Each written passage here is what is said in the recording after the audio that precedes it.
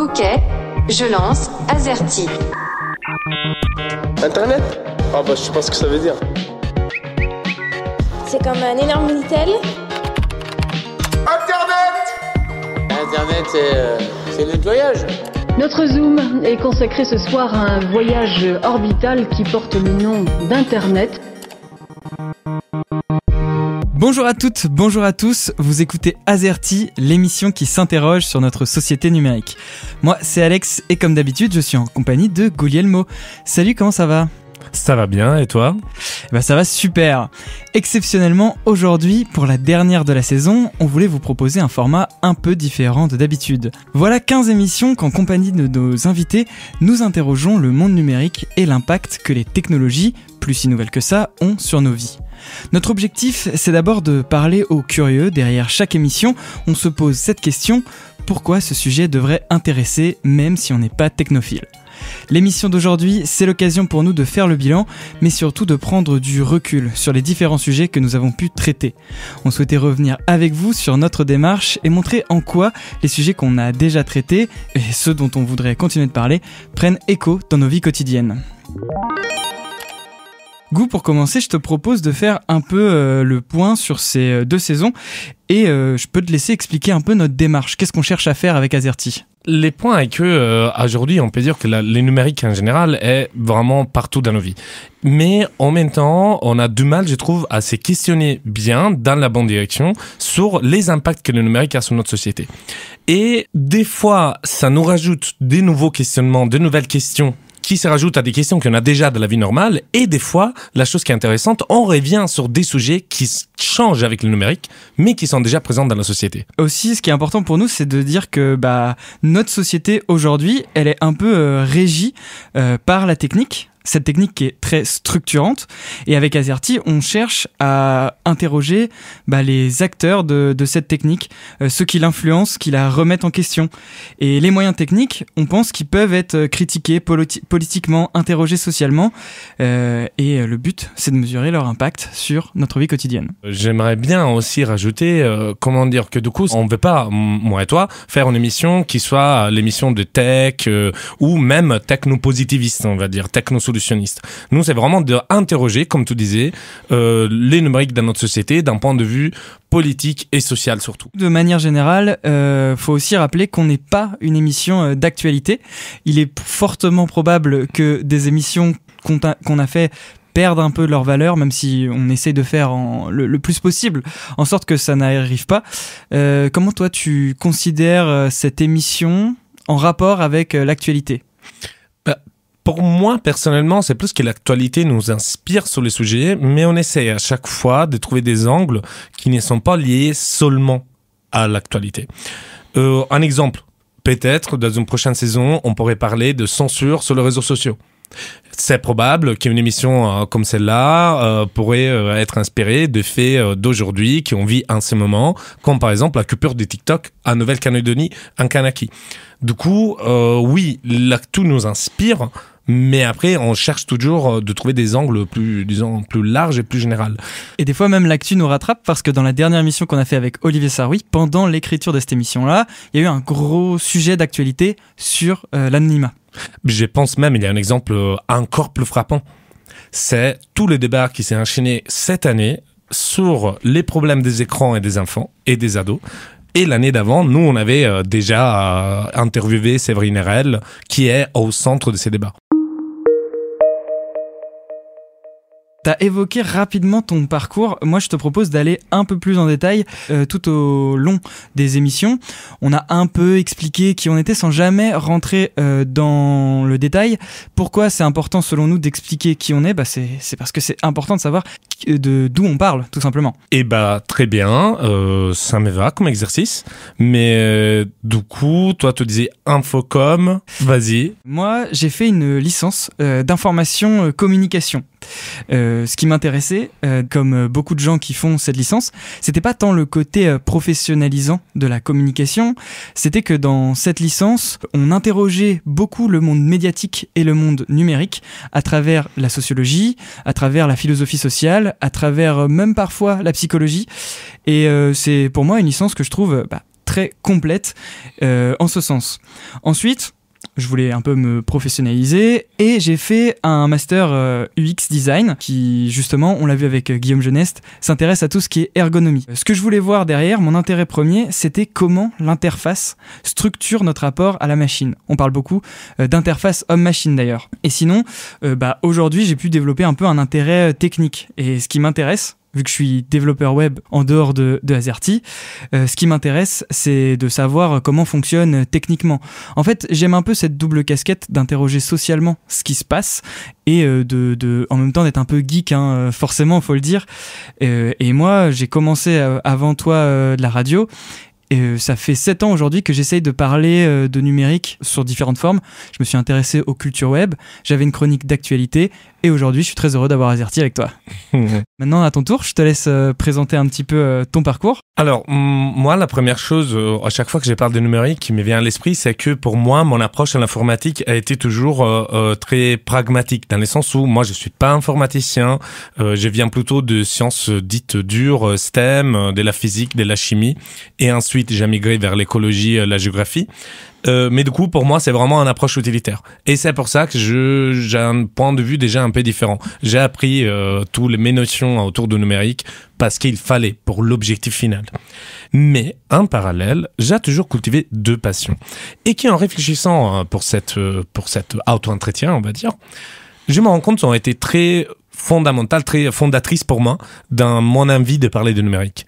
Et ces 2 passions sont une passion pour les SHS en général, surtout la sociologie. Ça, c'est très lié à mon parcours militant que j'ai mené en parallèle de mes études. Et une passion pour la SF, la science-fiction.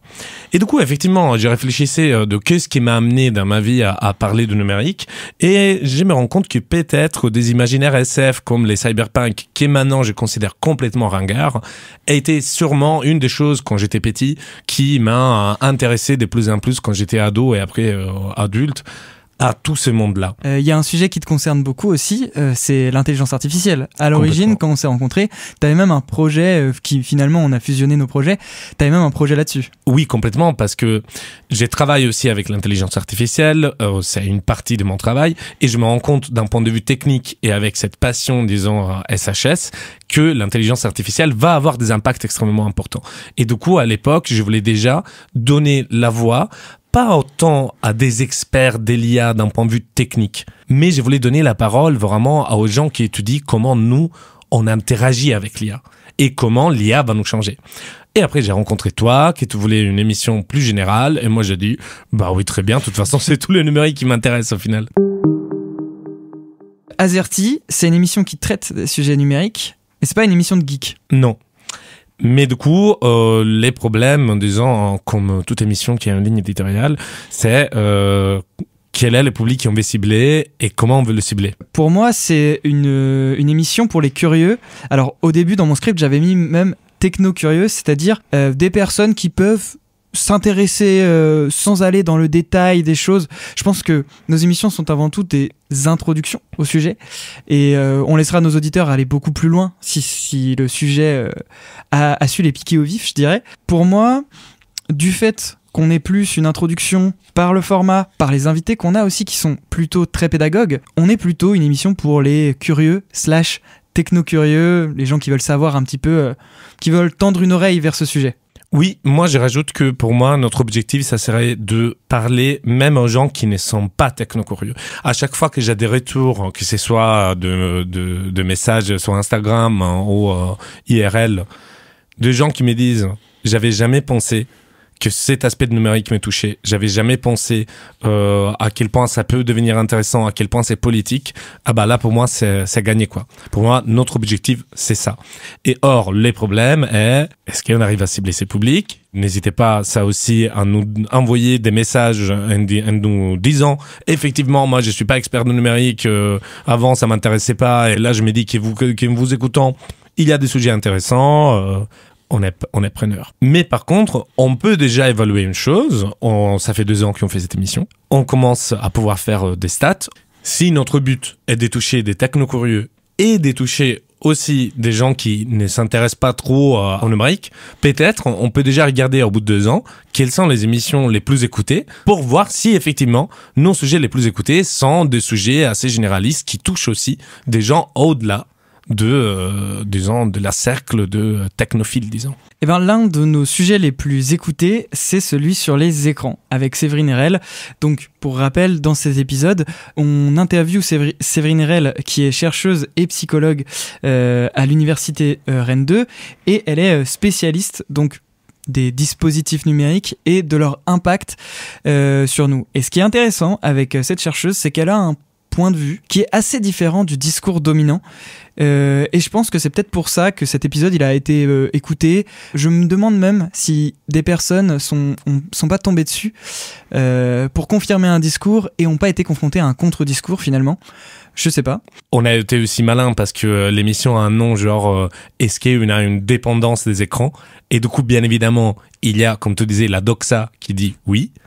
Et c'est vrai, il nous montre plutôt qu'il y a des phénomènes, des paniques morales, plus que des vraies dépendances psychologiques. On a abordé là les côtés psychologiques des écrans, et qui du coup, c'est un peu compliqué. Et la chose que j'ai trouvée marrante pendant l'entretien est que elle revient que le centre de cette panique morale, c'est les jeux vidéo. C'est la panique de ces machins qu'on ne comprenait pas quand ils sont arrivés. Ma génération le comprenait, mais pas tout le monde comprenait. Et du coup, on a commencé à dire « Oh mon Dieu, on va perturber nos gamins ». Un autre épisode très écouté aussi, c'est celui sur Wikipédia. En fait, Wikipédia, c'est une institution, quoi.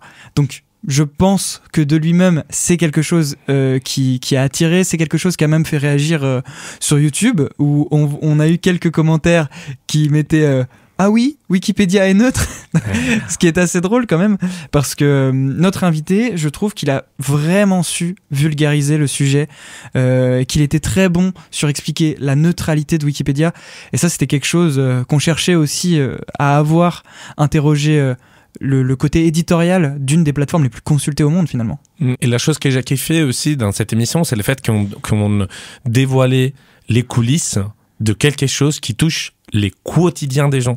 Tous les jours, Exactement. Tous les gens, ne montez pas à vous-même, vous regardez d'abord les infos sur Wikipédia. Et du coup, bien évidemment, ça intéresse tout le monde. Et puis, c'est aussi l'occasion de voir que finalement, la conflictualité au sein du monde numérique, elle est partout, même dans les endroits où on l'attend le moins. On en a parlé, des batailles politiques qui se font sur des articles de Wikipédia. C'est quelque chose d'assez intéressant. Aussi, sur Wikipédia, j'ai noté que c'est peut-être l'une des plus positives, puisqu'on peut voir que quelque chose peut sortir du commun et que quelque chose d'intéressant, je veux dire. Wikipédia, on l'a dit, c'est une des plateformes les plus consultées au monde, et c'est même pas un GAFAM, c'est construit sur le commun. Oui, mais par contre, le côté de positif, je pense, ça nous fait de bien à nous en réécoutant, parce que peut-être on peut dévoiler la 3e place, et on verra que la 3e place, c'est un peu moins positif comme ton. Et oui, la 3e place, c'est la quadrature du net. Donc c'est notre épisode avec la quadrature du net.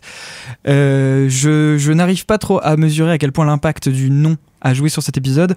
En tout cas, c'est un épisode qui nous tenait à cœur parce que on suit leur taf depuis des années. Pour moi, cette association ça fait partie des associations qui font vraiment les types de travail qu'on disait tout à l'heure par rapport à dans quelle direction nous on veut aborder le numérique. Eux, ils sont exactement dans la même direction. Du coup, pour nous, c'était assez naturel. C'était une émission beaucoup plus, disons, négative. J'aime bien les faits que sur ces 3 émissions qui ne sont pas dans l'ordre, parce que tout à l'heure j'ai dit 3e place, mais c'est pas la 3e place forcément, ça on va pas le dire, mais que dans ces 3 émissions, il y en a une qui parle de notre approche au numérique, une qui parle, disons, de panique morale d'un point de vue très individualiste, une qui parle de Wikipédia d'un phénomène de masse, et une autre qui parle de système. Parce que pour moi, avec la quadrature du net, on a abordé ça, quoi. Les grands systèmes, comment ça marche, la dérive du système techno-capitaliste dans sa globalité, quoi.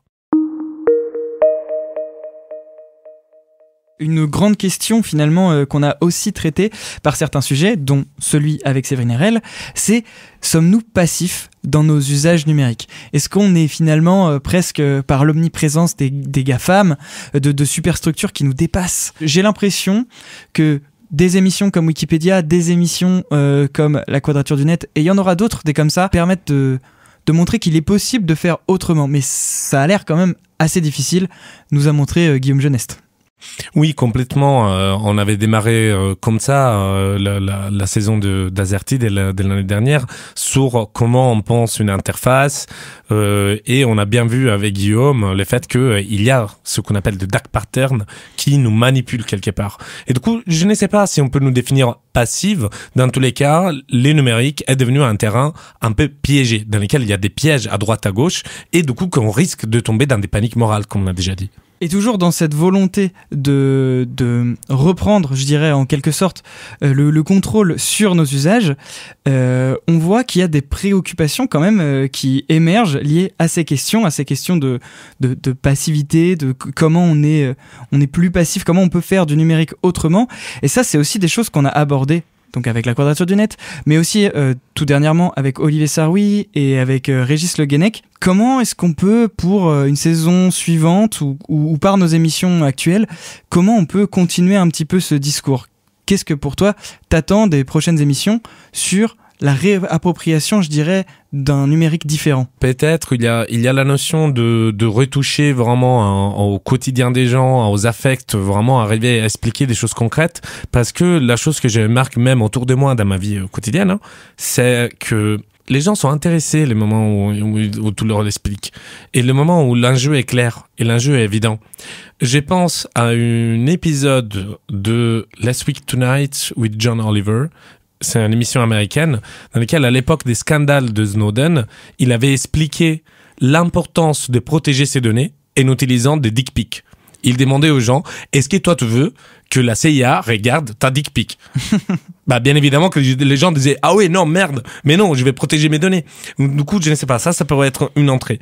De l'autre côté, bah, peut-être qu'il faut demander aussi, il faut avoir des retours des auditeurs et des auditrices. Je sais pas, toi, t'en penses quoi? Bah, moi, je pense que il y a une grande difficulté, ça fait longtemps que, comme je te dis, que je parle de sujet numérique, et je trouve qu'il y a une énorme difficulté à prendre conscience de ces sujets-là. Comme si beaucoup de personnes savaient finalement que nos données sont captées, analysées, et j'ai l'impression qu'il pourrait être intéressant d'interroger ce renoncement de beaucoup de personnes. Je pense que tu as des amis non technophiles comme moi qui sont en mode, tu sais, tu leur dis oh, tu devrais peut-être sécuriser ça comme ça, tu leur donnes un petit tips qui changera pas leur usage quotidien, mais eux vont être de toute façon, bon, c'est mort quoi. Ah, c'est vrai qu'interroger ou aller étudier de pourquoi les gens ne vont pas plus loin dans leur démarche, ouais, ça pourrait être une piste assez intéressante.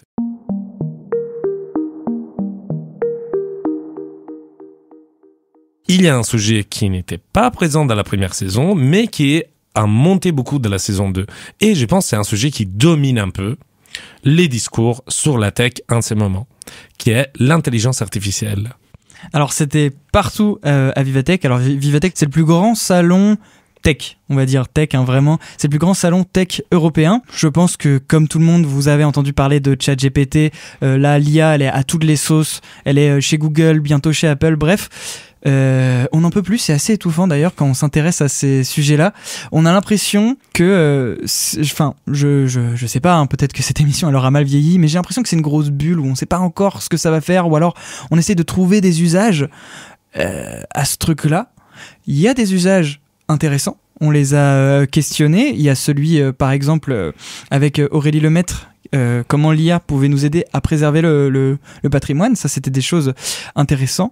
Il y a des choses qu'on posait question, notamment sur le sens, on l'a dit avec Thomas Corpetti sur l'observation satellite, qui lui utilise l'IA à la fois pour générer des images qu'il peut analyser et aussi pour traiter un flux d'images énorme. Maintenant, on l'a bien vu dans toutes nos émissions, c'est quelque chose qui interroge tous nos invités qui sont concernés avec le numérique. C'est quelque chose qui a beaucoup interrogé Benjamin Lemarron, qui lui, première émission, il nous dit « Oh, l'IA, ça me fait flipper ». Ah oui, c'est vrai. Bah, moi, je pense que ce côté de la bulle un peu économique, pour moi, c'est surtout une bulle économique, mais pas pour la technologie en soi. Ça, c'est ma pensée personnelle. Je pense que l'IA va changer beaucoup de choses dans notre société. Par contre, le hype qu'il y a autour, les discours qui est fait dominant, ça c'est très problématique et là ça peut être une bulle. Il faut rappeler qu'à l'état actuel, peut-être ça aussi ça va vieillir, mais OpenAI n'a pas un modèle économique viable encore. Oui, c'est vrai. Mais on en a vu plein qui ont des modèles pas économiques viables et qui ont continué.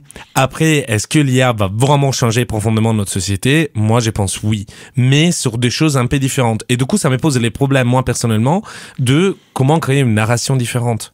Comment en parler dans une façon différente.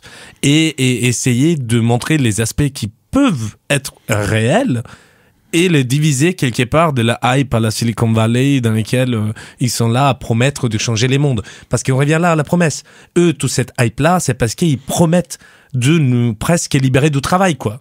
Et on voit bien que sur nos invités, même ceux à qui on s'attendait le moins, c'est des questions qui se sont posées, notamment en fin d'émission. Je pense à Nicolas Vigneron, qui nous disait peut-être le futur de Wikipédia, ça peut être éventuellement un WikiGPD, qu'ils auraient tout intérêt à faire vu qu'ils se font déjà pomper Wikipédia par OpenAI. Donc voilà, beaucoup de questions qui vont continuer autour de l'IA. Forcément, on fera pas 1000 émissions sur ce sujet-là, mais je pense qu'en saison 3, comme en saison 4, je sais pas combien on en fera, mais je pense que l'IA nous a bien montré que c'est quelque chose qui va saupoudrer un petit peu toutes nos émissions, qu'on le veuille ou non. Mais on n'en fera jamais, enfin sauf émission quoi, on sera pas une émission d'intelligence artificielle. Non, ça non. Bien au contraire, on voudra dédier de l'espace à ça, mais pas monosujet sur ça aussi, parce que dans le numérique, il y a aussi de la vie au-delà de l'IA. Et d'ailleurs, Gou, il y a un sujet dont on n'a pas parlé depuis le début de l'émission, pourtant il est assez intéressant, c'est le jeu vidéo. Donc dans notre ligne éditoriale, on dit qu'on veut pas cibler des niches, on veut pas forcément cibler les fans de numérique.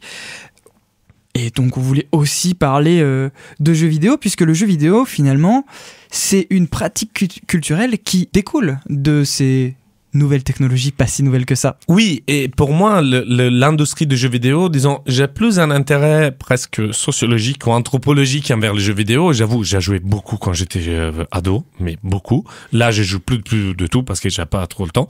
Mais la chose qui m'intéresse toujours, c'est ce qu'il y a autour de jeux vidéo. On l'a vu beaucoup avec François Delataste et Wild Wits Game, le fait que c'est une industrie tellement grande et tellement variée que ça nous permet d'interroger par exemple les moyens de production des produits numériques. Et ça, je le trouve super intéressant. Et aussi les effets qu'ils ont sur nous.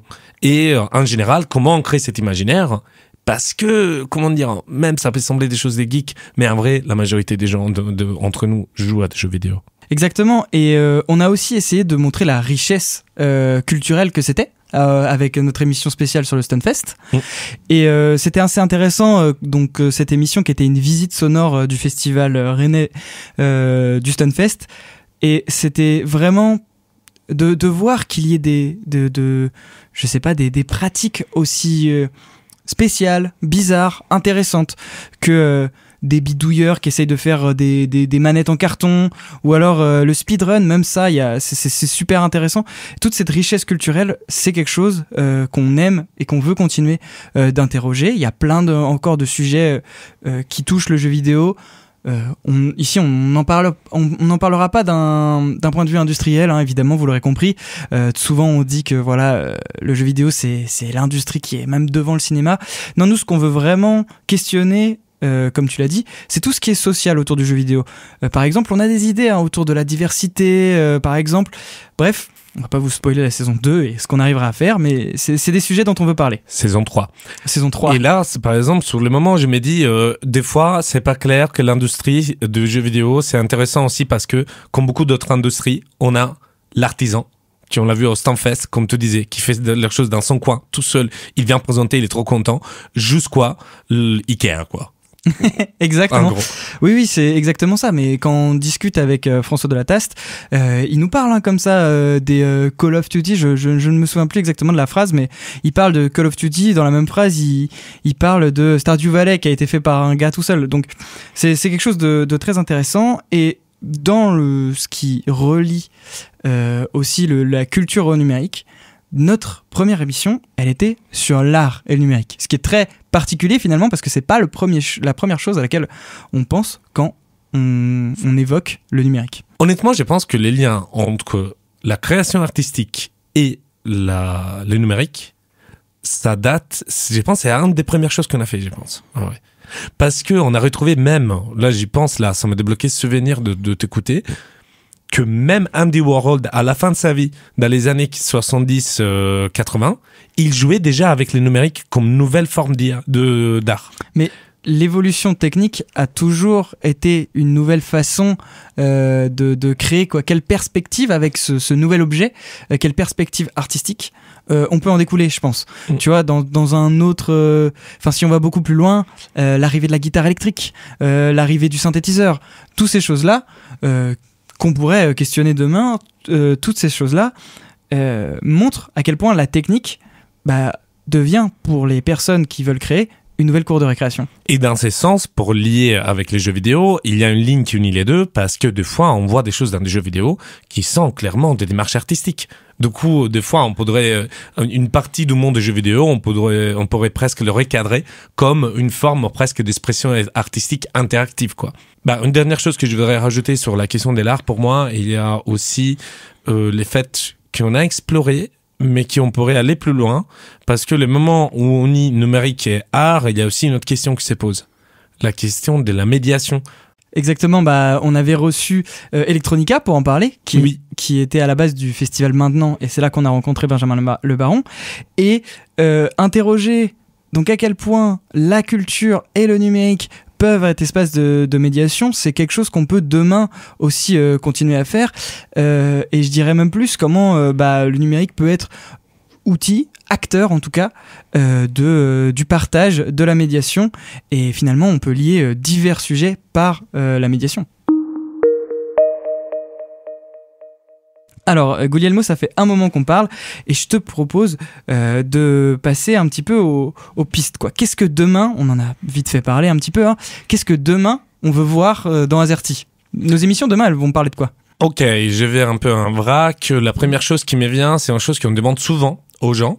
Mais on n'a jamais creusé trop, c'est le côté de la matérialité du numérique. C'est-à-dire que quand on pense au numérique, on pense à quelque chose qui est virtuel, qui n'existe pas. Ça l'est pas. On l'a bien vu avec les Fab Labs déjà. Et au fur et à mesure, on l'a vu avec les satellites, on l'a vu avec le VRChat, avec Chatman, les côtés du casque, de se mettre des capteurs sur soi. Donc peut-être inquiéter un peu plus la matérialité du numérique. Allez, on fait un peu table de ping-pong. Vas-y, pour toi. Alors moi, le côté émotion. Qu'est-ce que la tech, elle nous fait finalement? Parce que il y a fort à parier que si nos vies, elles tournent autour d'objets technologiques, ces objets technologiques, ils nous font quelque chose. Hein. Quand il y a des couples qui se forment sur des applications, c'est forcément qu'il y a quelque chose d'intéressant à dire. J'aimerais bien aussi l'inquiéter l'historique et l'historique de certaines questions. On l'a vu avec Olivier Sarruy dans la dernière émission, que les questions posées sur l'anonymat du numérique, en vrai, ça rappelle des choses qui n'ont rien à voir avec le numérique. Et du coup, inquiéter un peu d'où ça vient, tous ces questionnements, l'historique d'Internet, quoi. Mais oui, mais tu vois, même le fait, finalement, que Internet, c'est à la base un truc fait par des militaires qui a été récupéré par des hippies. Qu'est-ce qu'il en découle aujourd'hui? Quel impact ça a aujourd'hui?